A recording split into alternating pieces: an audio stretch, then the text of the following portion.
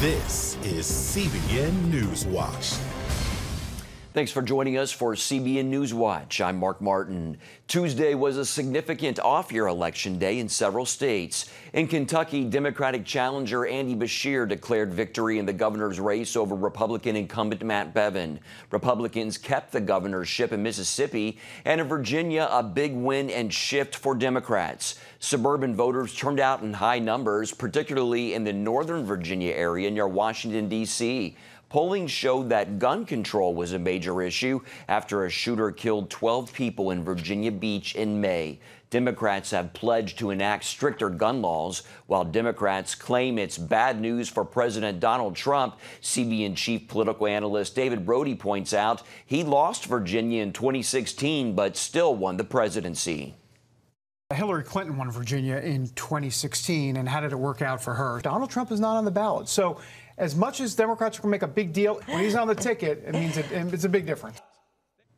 Republican Majority Leader Todd Gilbert in the Virginia House won his re-election bid by more than 70% of the vote in his district. He tells CBN News, make no mistake, radical liberals from out of our Commonwealth will soon demand a return on the tens of millions they invested to elect a far-left Democratic majority. He went on to say Virginians should expect public policies that look a lot more like a train wreck, that is California, than the Virginia of good fiscal management and common sense conservative governance.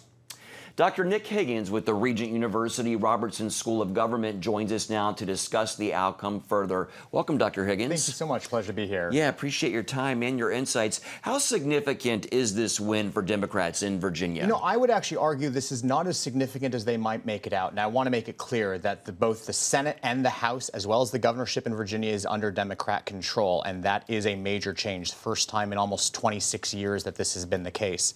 However, a big reason I think the Republicans lost is because of a redistricting plan that changed 4 of the 6 seats that were flipped.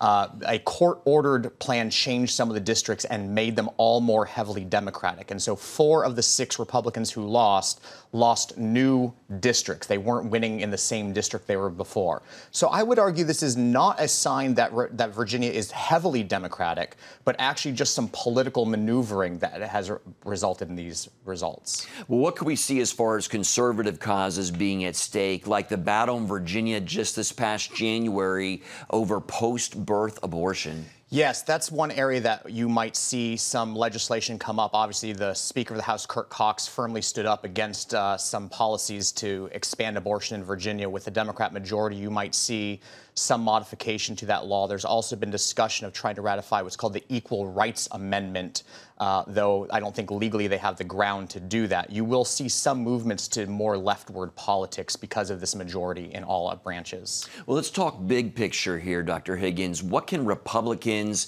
and those around the nation, Republicans in our state and the nation, learn from this election in Virginia? Well, I think it's important to recognize Virginia has been a purple state for a while, and it has been moving very slowly more liberal, and this is the northern Virginia suburbs that have really led to this, and those were the places where there were some flips as well. And so I think one of the things to recognize is the Republicans should not lose hope. Parties win power, parties lose power. Republicans have had power, there have been divided government. There's going to be election in 2 more years, and I think that what you do is you continue to take your stances, and the party in power will prevent its policies, and you offer better and more accurate policies that people want. Okay, Dr. Nick Higgins of Regent University's Robertson School of Government. Thank you, sir, for your time. Thank you very much. In other news, evangelist Ann Graham Lotz voiced concern about the president's decision to allow Turkey to attack America's Kurdish allies, Christians, and others living in northeast Syria. But she's looking at it as possibly the fulfillment of the Ezekiel 38 prophecy. She said, I believe like King Cyrus or others in the Old Testament, Nebuchadnezzar, God uses them. So I thought, has God caused him to go against all his advisors, all the military people, and done something that God wanted him to do, whether he knows it's God or not? You can find the full story at cbnnews.com. A controversial nuclear facility in Iran is about to come online and become an active nuke site, a move that shows Iran pulling away from the 2015 nuclear deal. Iran's president tweeting that the Fordow enrichment site will soon be fully operational. This after the regime announced that it would start pumping uranium gas into the facility's centrifuges. And as you can see here, CBN senior international correspondent George Thomas is following the latest. George. That is correct. In fact, Iran's President Hassan Rouhani said on Twitter this morning that his government had started injecting uranium gas into 1,044 centrifuges at the Fordow fuel enrichment plant. In a letter to the International Atomic Energy Agency, or IAEA, a top Iranian official said uranium hexafluoride gas would be pumped into the Fordow centrifuges, a step that could lead to producing enriched uranium. Under a nuclear agreement signed by world powers in 2015, Iran could maintain the centrifuges as long as they remained empty without the gas injection and not allowed to produce enriched uranium. This latest move by Tehran changes that calculus dramatically. France's President Emmanuel Macron warning the move marked the first time Iran was explicitly and without limits walking away from the nuclear deal. Fordow is buried deep inside a mountain near the Iranian city of Qom. The covert facility was uncovered by the Brits and the Americans back in 2009. Under the 2015 accord, Tehran agreed to limit its enrichment of uranium in exchange for the lifting of economic sanctions. But the deal collapsed after the United States pulled out of the agreement in 2018.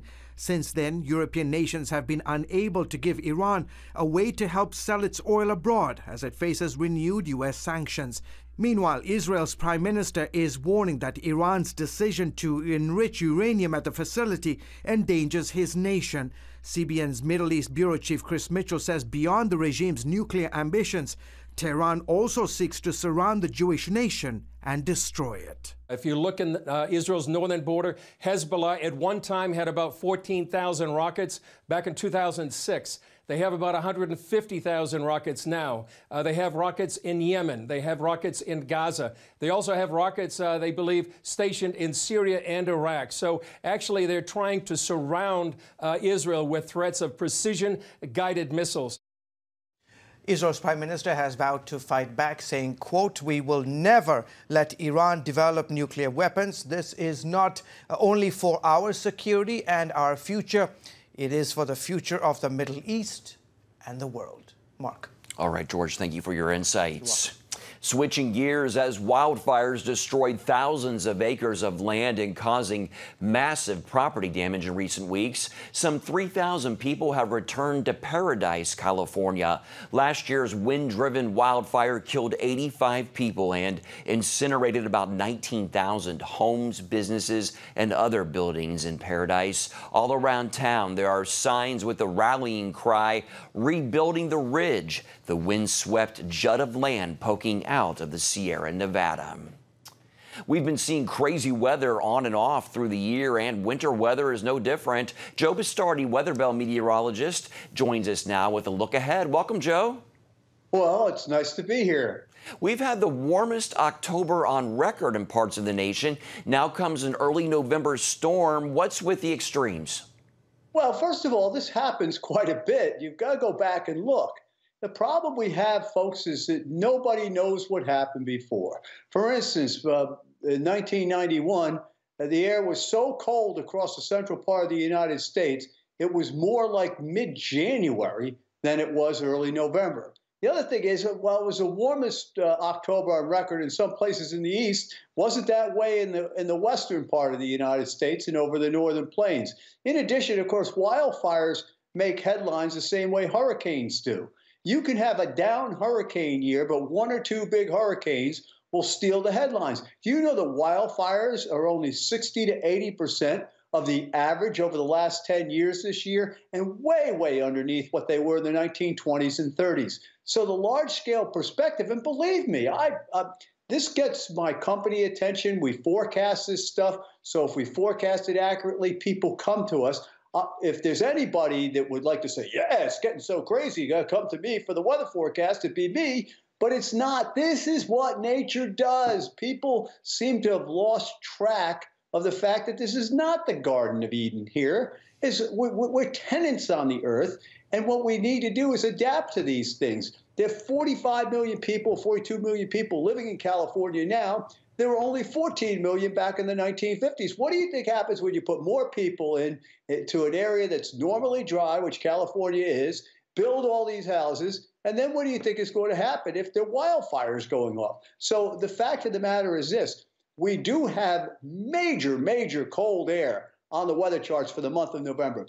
For a meteorologist like me, folks, this is another spectacular climate model bust. I'll tell you why. In 2014 and 2018, in mid-October, the climate models had a very warm November. They did so again this year. They can't detect the cold air, so here it comes, all this cold air. November may turn out to be a top 5 cold November for the United States as a whole since 50 years ago. That's how much cold air is coming. And Joe, quickly, you've written a book called The Climate Chronicles: Inconvenient Revelations. You won't hear from Al Gore and others. So do you think climate change factors into our winter weather? And what can we expect? Talk about that quickly. Well, anything. The earth is, listen, folks, when you hear that the earth is boiling up, it's 0.3 degrees Celsius warmer than the average over the last 30 years. What that means is this: that yes, we're a little bit warmer. We've been warmer before, strangely enough. Those were called climate optimums because life advanced more. But yes, it does factor in, because if you're still going to have very cold air masses showing up, it's just that the warmer ones, I'll dual them by 0.3 degrees Celsius. The other thing is, too, if you look at natural climate change cycle theory, what you're seeing, and this is what we were taught back, when I was going to college back in the 70s, what you're seeing is right along line with that this is all nature doing what nature does. And that's what my book tries to talk about. All right. Meteorologist Joe Bastardi, thanks as always for your insights, sir. All right. We're going to have a big winter, so try to stay tuned to my company, Weather Bell, okay? All right. Thank you, Joe, and we'll be right back.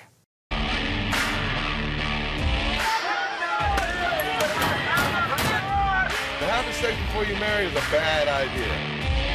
Don't tell me there's no such thing as gun violence. That just depends on your definition of when life begins. Watch Dan and Dale tackle trending topics that test your faith on the next Faith Wire, Monday night at 9:30. The Global Lane takes you around the world, providing facts over fiction. What might rising trade and geopolitical tensions mean for you on the home front? With over 45 years of experience, award-winning journalist Gary Lane brings you the truth from a global angle. What about the issue of immigration? World news analysis you won't see anywhere else. And it's all right here on the Global Lane. Watch The Global Lane, Thursday night at 9:30.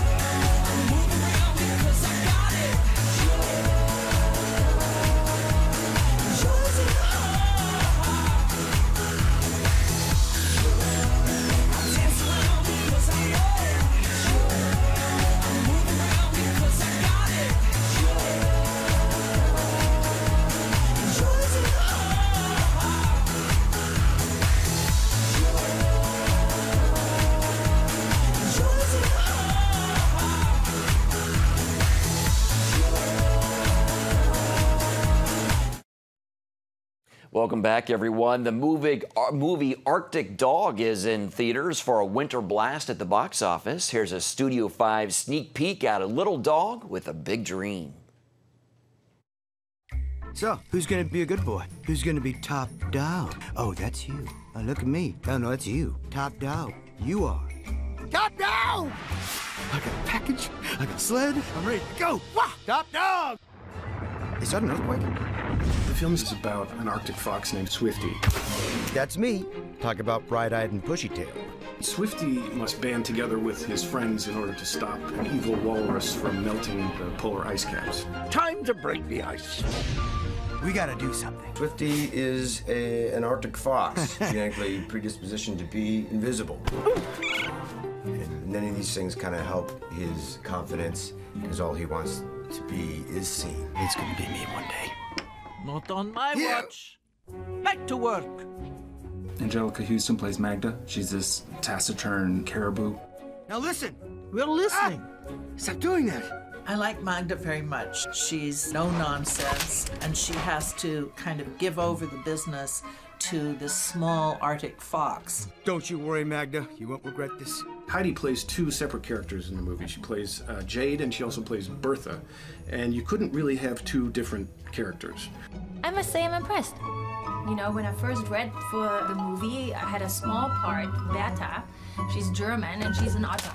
I am Bertha and this is my life partner Leopold. And together we uncover conspiracies. Then I said, who is actually doing the lead? Who is Jade? Who is the fox?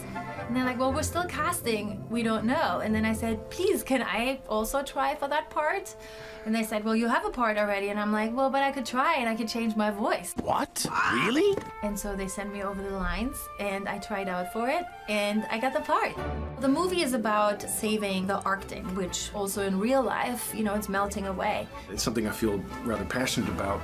And I hadn't actually seen an animated film deal with that issue. Because animation is so approachable and kind of open to everyone. So I think this is a great way to get this topic onto their mindset. I like very much when important messages are sort of couched in popular film or in cartoons, because I think it makes it not only accessible for children, but also for their parents. It doesn't hit the audience over the head with the issue or get preachy about it, but I think if kids are picking up on that message, I think that's a very good one for them to take away. Doing something like this gives you a sort of opportunity to flex my muscles in other directions other than just film acting. Because cartoons are emphatic, it's very fun to go over the top. Magda, look, I worked really hard for this. It's not fair. Life is not fair. And it's great because no one really gets to see all those strange faces that you're making while you're saying your lines. So you have this freedom and you can just play. It appears the shadowy conspirators are finally coming to light. And it's fun because you work with so many creative people from the production side, with their designers, the directors, and the artists, and then you get to come and work with the talent that brings those characters to life. Must have been exciting, though. It's a great cast. I can't wait to hear all the things that they've done. Like I said, we made it. I was so nervous, but we got the job done. It was a lot of fun. You are truly one of us now. I think a movie like this is not only fun, but it's educational. Magda not moose. Magda caribou. It has a good message, which is that you should really accept yourself for who you are. At the end of the day, chasing after fame and celebrity, it's an empty pursuit. And I really do hope that people just come away with a smile on their face and maybe an idea towards the bigger picture of the environment and what we can do to protect it.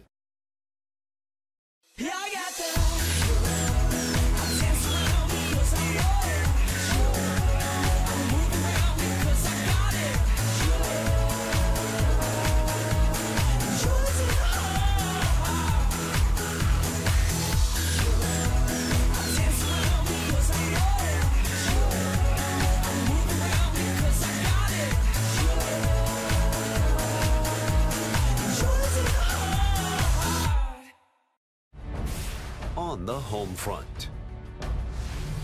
Thanks for joining us for CBN's On the Home Front, where we highlight what the men and women of America's military do to defend our country. CBN honors the men and women in our military with an initiative called Helping the Home Front. It partners with churches across the country to meet the needs of their military families, from repairing homes to wiping out medical bills for wounded veterans.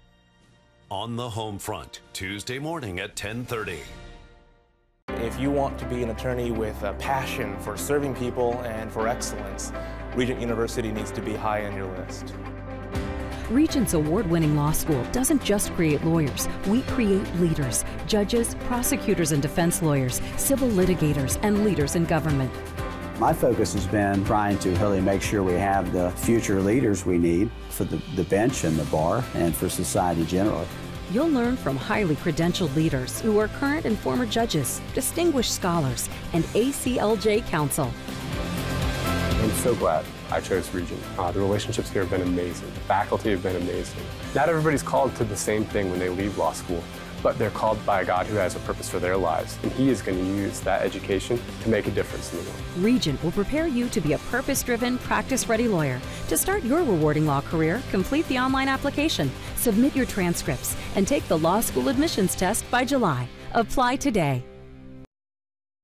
A Daily Signal video of a prominent doctor questioning modern medical views on transgender lifestyles results in YouTube pulling the video. Dr. Michelle Cretella is executive director of the American College of Pediatricians. It was a video from 2017 of her discussing her viewpoint that it is a mental health issue.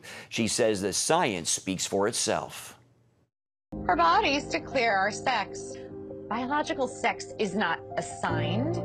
Sex is determined at conception by our DNA, stamped into every cell of our bodies. Human sexuality is binary. Either you have a normal Y chromosome and develop into a male, or you don't, and you will develop into a female.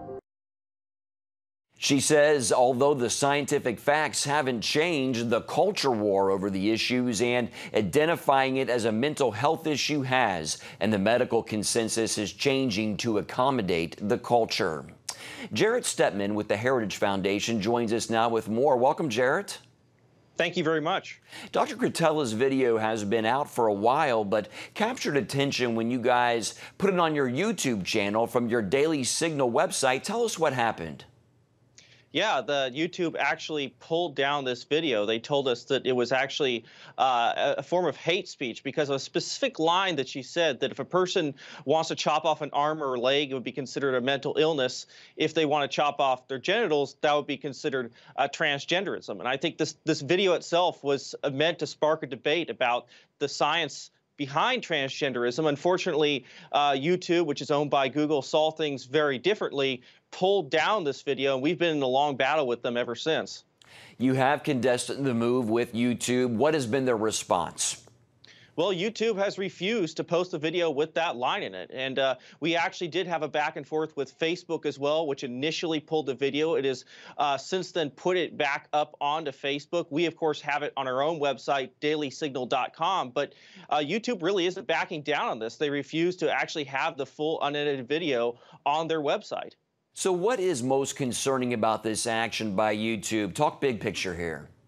The big picture, the most concerning thing is that a debate on this issue of transgenderism isn't even allowed to be spoken of. I mean, I think the ideology now is so strong that we can't even have a debate about the facts, about the science, what I think many Americans believe about this issue. That debate is being silenced, and I think we're seeing it with YouTube, with a lot of these big tech companies, certainly across America. And I think that's deeply troubling in this issue where we want to find the truth.